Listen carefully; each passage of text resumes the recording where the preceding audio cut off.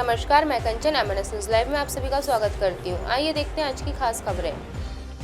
Builder के खिलाफ धोखाधड़ी का मामला, फ्लैट बेचने के बाद लिया 12.90 करोड़ का project loan. Nagpur flat scheme तैयार करके एक बिल्डर ने लोगों के साथ सौदा कर लिया। कई लोगों से पूरी राशि लेने के बाद एग्रीमेंट टू सेल किया। बाद में पूरी बिल्डिंग को ही फाइनेंस कंपनी के पास गिरवी रखकर प्रोजेक्ट लोन ले लिया। बैंक के डूबने के बाद रिकवरी शुरू हुई और लोगों को धोखाधड़ी का पता चला। आरोपी बिल्डर रामदासपेट निवासी शशांक गोविंद प्रसाद पांडे 48 वर्ष बताया गया। न्यू सूबेदार लेआउट निवासी राहुल दत्तात्रेय धाबू 44 वर्ष की शिकायत पर मामला दर्ज किया गया। पांडे प्रयाग बिल्डर्स का संचालक है। वर्ष 2013 में पांडे ने बंजारी नगर में दिव्य प्रयाग नामक 7 मंजिला फ्लैट स्कीम तैयार की। राहुल धाबू समेत 23 लोगों से फ्लैट का सौदा किया। वर्ष 2014 तक उसने सभी फ्लैट धारकों से अलग अलग राशि लेकर रजिस्टर्ड एग्रीमेंट टू सेल किया। अधिकांश लोग पोजीशन ले चुके थे। सभी को एक साथ सेल डीड करवाने का झांसा दिया गया। अधिकांश फ्लैट का सौदा होने के बाद पांडे ने लक्ष्मी नगर में शांति प्रयाग अपार्टमेंट बनाना शुरू किया। वर्ष 2015 में पांडे ने दिव्य प्रयाग की पूरी फ्लैट स्कीम और शांति प्रयाग के कुछ फ्लैट दीवान हाउसिंग फाइनेंस लिमिटेड में गिरवी रखकर प्रोजेक्ट लोन मंजूर करवाकर 22 करोड़ रुपए का लोन ले लिया। तब तक किसी फ्लैट धारक को इसकी जानकारी नहीं थी। नोटिस आने पर मिली जानकारी डे ने बताया, दस्तावेजों में साफ बताया था कि उसकी स्कीम पर कोई आर्थिक बोझ या लोन नहीं है। सभी को सेल डीड भी करवा दी। दीवान हाउसिंग के डूबने के बाद रिकवरी की प्रक्रिया शुरू हुई। तब तक किसी को कोई जानकारी नहीं हुई। वर्ष 2020 में लक्ष्मी नगर के शांति प्रयाग अपार्टमेंट में प्रशासन द्वारा नोटिस चिपकाए गए। तब वहां रहने वाले लोगों ने दिव्य प्रयाग में रहने वाले परिचित लोगों को जानकारी दी।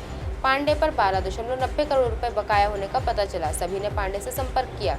पांडे ने जल्दी सारा लेन देन निपटाने का भरोसा दिलाया। 2 वर्ष बीत गए लेकिन बैंक की रकम वापस नहीं की। मेहनत की कमाई से लिया हुआ फ्लैट ही गिरवी रखा होने के कारण लोगों ने जनवरी 2022 में सीपी अमितेश कुमार को मिलकर शिकायत दी। उनके निर्देश पर आर्थिक अपराध अन्वेषण शाखा ने प्राथमिक जांच की। शनिवार को अजनी पुलिस थाने में मामला दर्ज किया गया। पुलिस पांडे की तलाश में जुट गई। शुरू हुई वीरों की अग्नि परीक्षा। पहले दिन पहुंचे 1700 युवा नागपुर। भले ही सरकार अग्निवीर योजना लाने के बाद देश भर में विरोध प्रदर्शन हुआ हो, लेकिन सेना में भर्ती को लेकर युवाओं में जोश देखते ही बनता है। इतने बड़े पैमाने पर युवाओं ने सेना में भर्ती होने के लिए आवेदन दिया है। इससे तो साफ लगता है कि अधिकांश युवा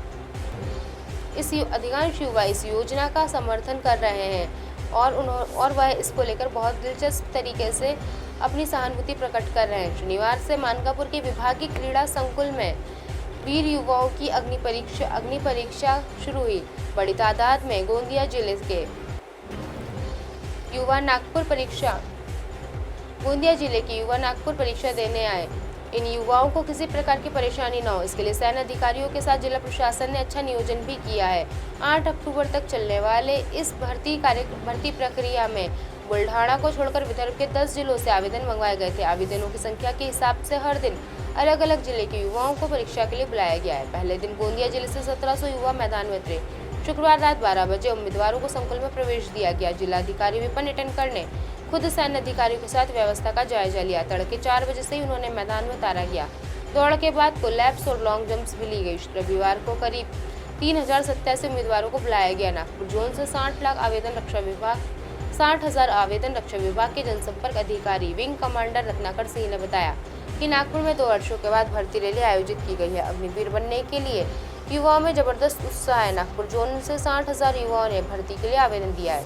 इतनी बड़ी संख्या में कभी आवेदन नहीं आए। पहले दिन 1700 बच्चों ने रिपोर्ट किया है। बड़ी तादाद में युवा सेना में सेवा देना चाहते हैं। प्रक्रिया के दौरान उन्हें दिक्कत न हो, इसलिए हर जिले की संख्या के हिसाब से युवाओं को अलग अलग तारीखों पर बुलाया गया। धूप तेज होने से पहले सभी प्रक्रिया पूरी की जा रही है। ग्राउंड की परीक्षा पूरी होने के बाद उन्हें रिटर्न टेस्ट लिया जाएगा। इसके बाद मेरिट लिस्ट जारी होगी। लड़की के चक्कर में हुआ विवाद, हत्या में 4 नाबालिग सहित 8 बंद। नागपुर में कॉलेज में लड़की से दोस्ती को लेकर 2 छात्रों में विवाद शुरू हुआ। मामूली हाथापाई के बाद सभी अपने अपने रास्ते चल दिए। इसी बीच समझौता करने की बात हुई। सेमिनरी हिल्स में दोबारा दोनों छात्र और उनके साथियों का आमना सामना हुआ। एक गुट ने दूसरे पर चाकू से हमला बोल दिया। इसमें एक छात्र की मौत हो गई जबकि दूसरी बुरी तरह जख्मी हो गया। गिट्टी खदान पुलिस ने इस मामले में मोहन नगर खिलासी लाइन निवासी वृषभ अजय तांबे 19 वर्ष, कृतिक सुनील लवात्रे 21 वर्ष, गड्डी गोदाम निवासी अमान आलम कुरैशी 22 वर्ष और खापरखेड़ा निवासी आर्यन सिंह 18 और 4 नाबालिगों का समावेश है। इस विवाद में साईनगर वाड़ी निवासी हर्ष गोवर्धन डांगे को अपनी जान से हाथ धोना पड़ा, जबकि जख्मी अंकित गजानन कस्सर का इलाज जारी है। हर्ष रायसोनी कॉलेज में बीसीए के प्रथम वर्ष का छात्र था। कॉलेज में ही पढ़ने वाली एक छात्रा से दोस्ती को लेकर उसका 17 वर्षीय हिमांशु के साथ विवाद हुआ। पहले कॉलेज के बाहर उनके बीच मारपीट हुई। बीच बचाव के बाद विवाद शांत हुआ, सभी अपने अपने रास्ते चल दिए। हर्ष अपने 5 दोस्तों के साथ सेमिनरी हिल परिसर में घूमने गया। इसी दौरान आरोपी युवक ने समझौता करने के लिए दोबारा मिलने को कहा। हर्ष ने उसे सेमिनरी हिल परिसर में बुला लिया। बताया जाता है कि हर्ष और हिमांशु का समझौता भी हो गया, लेकिन हिमांशु के दोस्तों ने विवाद शुरू कर दिया। इसी दौरान ऋषभ ने चाकू घुमाना शुरू कर दिया। अंकित की टांग और हर्ष की छाती पर चाकू लगने से दोनों बुरी तरह जख्मी हो गए। अन्य साथी वहां से डर के मारे भाग निकले। हर्ष का घाव गहरा था, उपचार मिलने से पहले ही उसकी मौत हो गई। अब आप हमारे चैनल को आपके मोबाइल पर भी देख सकते हैं। मोबाइल ऐप पर देखने के लिए प्ले स्टोर से MNS news TV app download करें। इंस्टा लिंक, ट्विटर, हाईकुक, फेसबुक और कई सोशल मीडिया के प्लेटफॉर्म पर हमारा चैनल उपलब्ध है। आप इसे यूट्यूब पर भी देख सकते हैं। आप हमारे चैनल को लाइव भी देख सकते हैं www.mnsnewstv.com पर। फिलहाल वक्त तो चला है दर्शकों ब्रेक का। ब्रेक से लौटने के बाद देखिए देश दुनिया की तमाम खबरें। बने रहिए MNS न्यूज टीवी पर। नमस्कार।